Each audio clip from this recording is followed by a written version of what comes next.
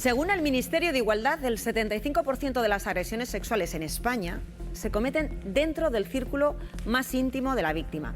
La familia, las amistades o quizá un profesor. Es el caso de Nazaret. Hola, ¿qué tal? Muy buenas. Hola, buenos días. En tu caso, fue un profesor de karate, un hombre al que tú querías prácticamente como a un hijo, y fue quien abusó sexualmente de ti. Sí, o sea, yo lo quería como un padre porque era 40 años mayor que yo. Sí, como un padre. Sí. Y sí, la verdad que esto es un tema del que se habla muy poco, en las agresiones en menores y en adolescentes. Creo que es un tema tabú que debemos sentar sobre la mesa porque, como bien has dicho, cerca del 75% de estas agresiones se produce en entorno cercano y es muy difícil cuando eres tan pequeño, cuando eres tan joven. Asimilarlo, ¿verdad? Asimilarlo y poder salir de ahí. Porque... Pero tú has salido y por eso estás aquí, para también levantar la voz. Vamos a recordar todo lo ocurrido y seguimos charlando contigo, Nazaret. Muy bien.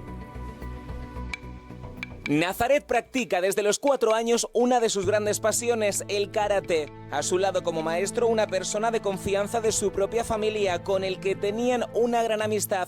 Lo consideraba un mentor, todo un referente, al que idolatraba y sentía como un padre. Pero llegaron los piropos, las caricias, los besos por parte de este hombre 40 años mayor que ella. Incluso, algo peor, las relaciones sexuales. Ella tenía solo 16 años, él 57. Hasta que con el paso del tiempo Nazaret fue siendo consciente de que lo que estaba ocurriendo no era algo que pudiera normalizar de ninguna manera. Este señor estaba aprovechando su superioridad para abusar de ella y ejercía un control total sobre la que era su alumna. Fue en 2018 cuando, tras recibir tratamiento psicológico para comprender lo que había pasado, la joven denunció los hechos. Según recoge la sentencia, no medió violencia o intimidación y ella accedió porque idolatraba al acusado. Ahora el que un día fue su maestro ideal ha sido condenado como autor de un delito continuado de abusos sexuales, con una pena de 7 años de prisión. No podrá acercarse a Nazaret a menos de 500 metros y queda inhabilitado para ejercer cualquier profesión que conlleve trato con menores. Y me decía Nazaret que ha recurrido. Sí. Al final, mi abogada me dijo que era lo esperable, cuando esta persona va a cumplir 70 años ahora, al no estar en activo, pues hasta que no entra en prisión, aunque le han condenado a 7 años, tiene esas oportunidades. Esperemos que siga yendo todo tan bien como hasta ahora.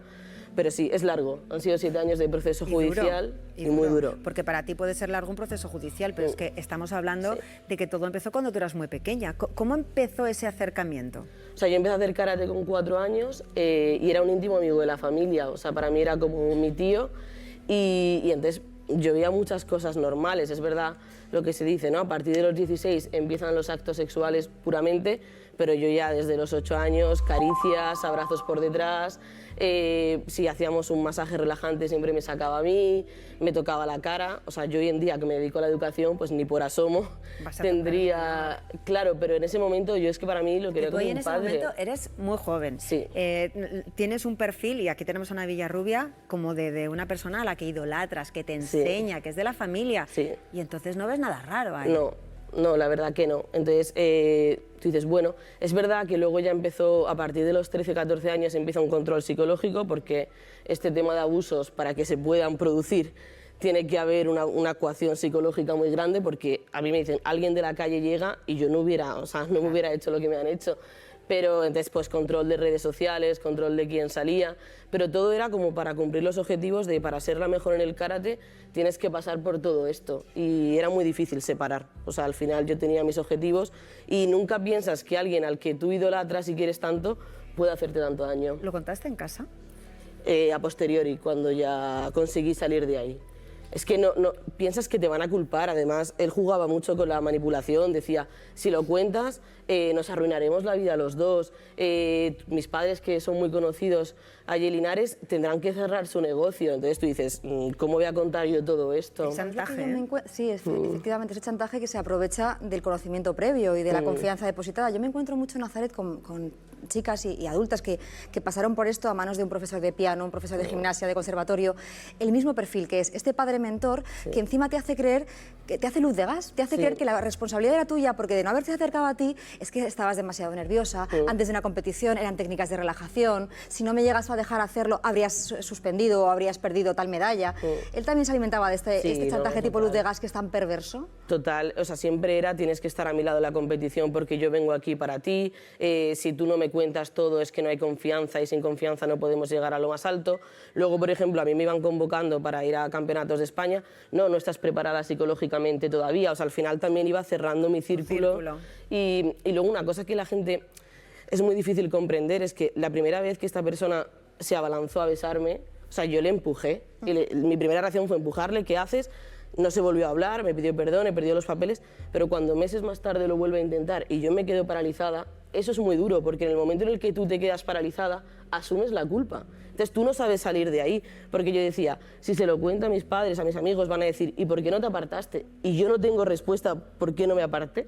Entonces yo creo que eso hay que hablar mucho de que el cuerpo ante el miedo también puede reaccionar con una parálisis. Claro, por eso luego en los juzgados dice, cuando preguntan, ¿y usted intentó zafarse? Bueno, es que me bloqueé. Claro, es que no es lo mismo querer que no saber actuar, porque yo en ningún momento quería, pero no sabía actuar y al final una semana tras otra semana, porque esto era todas las semanas que entrenábamos los sábados a puerta cerrada, se mezclaba, entrenabas, actos sexuales, decías quiero salir. Yo se lo contaba a mi mejor amiga que era mi vía de escape, pero tampoco tenía herramientas, porque sientes que eres la única, que para mí esto es muy importante y por eso, bueno, lo sabes, ¿no? He creado este proyecto de No fue mi culpa, que pretende ayudar, porque yo me sentía sola. Y cuando empecé todo el proceso judicial, de repente los psicólogos, los forenses, es de manual, es una agresión de manual, se cumplen todas las características y yo dije, ¿por qué todo el mundo lo tiene tan claro? Si a mí me lo hubieran contado en los colegios, en casa siempre se habla del ten cuidado con el desconocido, pero nunca se pone en valor lo que te puede hacer un conocido. Que da el ministerio. Claro, entonces yo decía,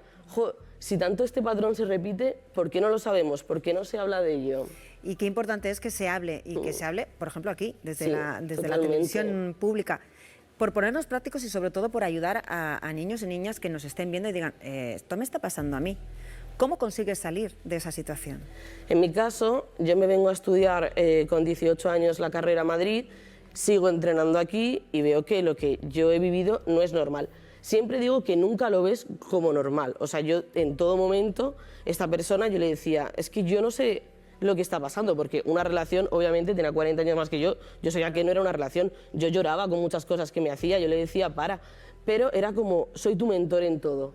Entonces, me ha tocado y me ha tocado, o sea, mi momento era, me ha tocado, yo no veo a nadie, esto no sale en las portadas, a mí nadie me ha hablado de casos similares, pues ya está, pues ya se acabará algún día. Entonces yo tenía muchas ganas de irme a Madrid porque ya cada vez yo ya veía que había muchas cosas que a mí me dolían, pues de ese control que no era normal, y empiezo a entrenar aquí, veo otro mundo, pero claro, yo le digo a la gente, o sea, esto no es llegar con 18 años a la Gran Vía y decir, ¡hala, han abusado de mí! No, esto tiene un proceso, tú tienes que ver cómo interactúan pues en otros gimnasios, otra gente para decir, está muy mal, o sea... Lo que me ha pasado a mí no es lo normal. Me ha roto, y empecé a tener, cuando conseguí ya decir, mira, se acabó, porque yo inocentemente le decía, por favor, vamos a dejar todo lo sexual, pero sigue entrenándome, o sea, hasta este punto, porque es muy difícil, que yo cuando la gente dice que te lo puedes inventar, la gente no sabe lo que es para un menor, para alguien joven, pasar del amor al odio de quien tú has querido como un padre, o sea, eso tú no te lo puedes inventar, un abuso tú tienes que sobrevivir, pero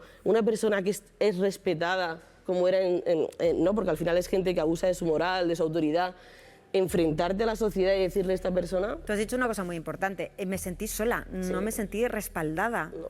Tú eso, el momento que lo pones en conocimiento de tus padres, incluso de la Federación de Karate, ¿alguien te da una explicación? No, o sea, yo en su día, con 19 años, empiezo terapia sin decirle nada a nadie, porque tengo muchas pesadillas. Cuando llego una vez al gimnasio y le digo, ya no nos vamos a volver a ver, o sea, esto es insostenible, esto fue en la calle.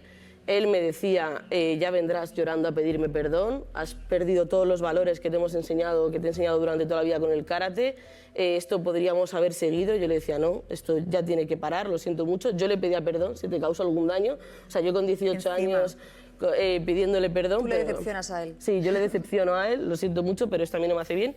Me voy, empiezo la terapia psicológica, tardo 7 meses, porque esto pasa mucho las víctimas. No llegas y le dices al psicólogo, han abusado de mí. No, Estás contando... Claro. Me parece muy, muy importante lo que has contado y te doy las gracias por hacerlo aquí en Televisión Española, en la televisión pública, y hablar de ese proyecto. Que no se está solo, que se puede denunciar y que se puede salir, no hay más que verte, y enhorabuena por tu Muchísimas gracias. maternidad. Muchas gracias. En 2 minutos os vamos a contar